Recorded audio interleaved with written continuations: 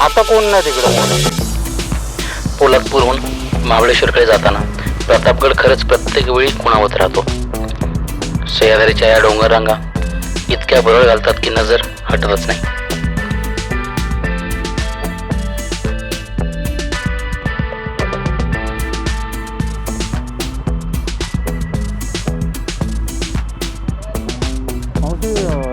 आपली रामवर्धनीचं कुठे देवीचं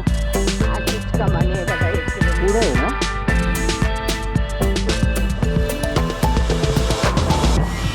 आज ठरवलं होतं पारमध्ये रामवर्धन देवीचं मंदिरला जायचंच. शिवपूर्व काळ असू द्या किंवा शिवकाळ असू द्या, या प्रत्येक वेळी या ठिकाणानं स्वतःचं वेगळं स्थान हे टिकवून ठेवलेलं, त्यामुळे हे ठिकाण खूपच खास वाटतं. जाताना लागणारी ही गर्द झाडी आणि शांतता मनाला वेगळंच काहीतरी सांगून जाते.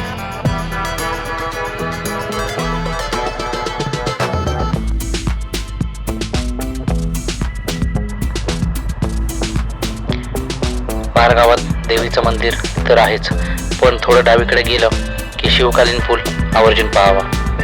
त्या पुलाचं आर्किटेक्चर खरंच वाखाणण्याजोगं आहे. इथल्या पाण्याच्या प्रचंड प्रवाहाचा विचार करून बनवलेले खांब आजही त्या काळच्या बुद्धिमत्तेची साक्ष देतात.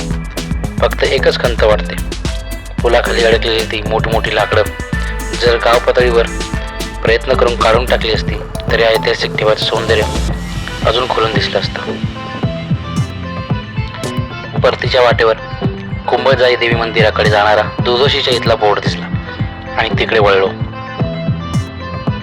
रस्ता मात्र खूपच खडतर उखळलेला खडीचा. 2-3 वेळा तर बाईक सावरताना दमछाक झाली, पण आता रस्ता तयार होत असल्यामुळे गावासाठी मोठा दिलासा मिळेल.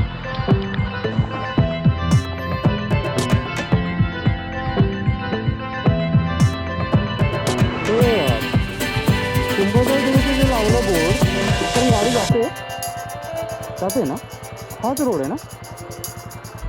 असंच आहे का काम चालू आहे. जाते का गाडी सावकाश चालू आहे जाते ना.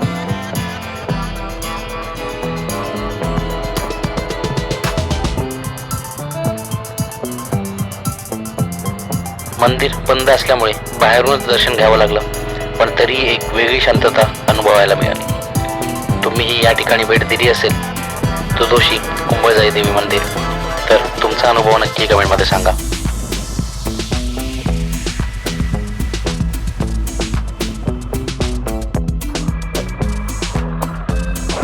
तुम्ही गावातलेच आहे का? त्या गावातलेच आहे का तुम्ही? हे जे मंदिर आहे त्याचं काय आहे, तुम्हाला माहिती आहे का याच्याबद्दल, मंदिराबद्दल? हे मंदिर म्हणजे उगम झालेलं आहे कुंभलचा माता. हा नाही, मी असं ते विचारलं. मोरेंचं पण आहे ना कुलदैवतमध्ये कुंभजाई माता आहे, तर ते हे मंदिर येतं त्यामध्ये का जवळपास अजून कुठलं आहे का? म्हणजे पहिल्यांदा इथं पहिली राहत होती. हां दुधोसकरवाडी. ओके. पहिली राहत होती, तर ती आता ती काय इथून निघून गेली ती त्यांचं जनरल नाही. आता कोण नाही तिकडे मोरे? मोरी कोण नाही आता इथं. कोण आहे? कोळी. ओके. पहिले असायचे तेव्हा. पहिली मोरी होती. कारण मी पण मोरेच आहे. आमच्या कुलदैवतामध्ये नाव आहे कुंभजाई देवी, पण आमच्या तिकडे कुठे मंदिर नाहीये.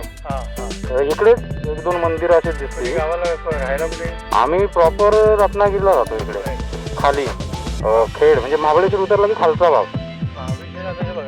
पलीकडचा प्रतापगडच्या खालचा भाग खेड तालुका आहे तिकडे. आम्ही प्रॉपर रत्नागिरी नाही, हे खेड. रत्नागिरीमध्ये आमचं तालुका खेड. तुम्हाला माहिती आहे का गाव तिकडं? माहिती माहिती. कुठली?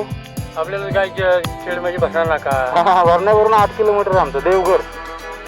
हा देवघर म्हणजे हे बघा ते ह्याच्यापासून आलं का अंबवली वगैरे गाव आहेत बघा. हे बघा कोतवालातून तिकडे खाली उतरलं ना की वडगाव बिरमणी गाव आहेत ना, तिथून पुढे आमच्या इकडे येतो खाली. पण आम्हाला इकडे यायला मेन रोड म्हणजे खेडातूनच.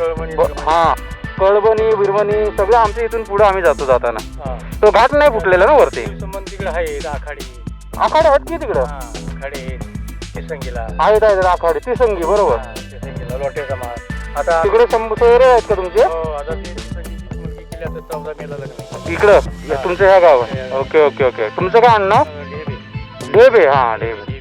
जावळी दरे ते तिकडे त्या साईडला राहिलं का? काही आता तुम्ही पार फाटा गेला का हा कमानीत हा कमानीत गेला की तिकडून जावली आली ओके ओके ओके. तर फरुशी आणि आता इकडे आत गेला तर पारला जत्रा आहे चालू मी आलो की जाऊन तिकडून आता रामवर्धनी. हा म्हणजे जत्रा चालू आहे ना. बरोबर बरोबर. हा.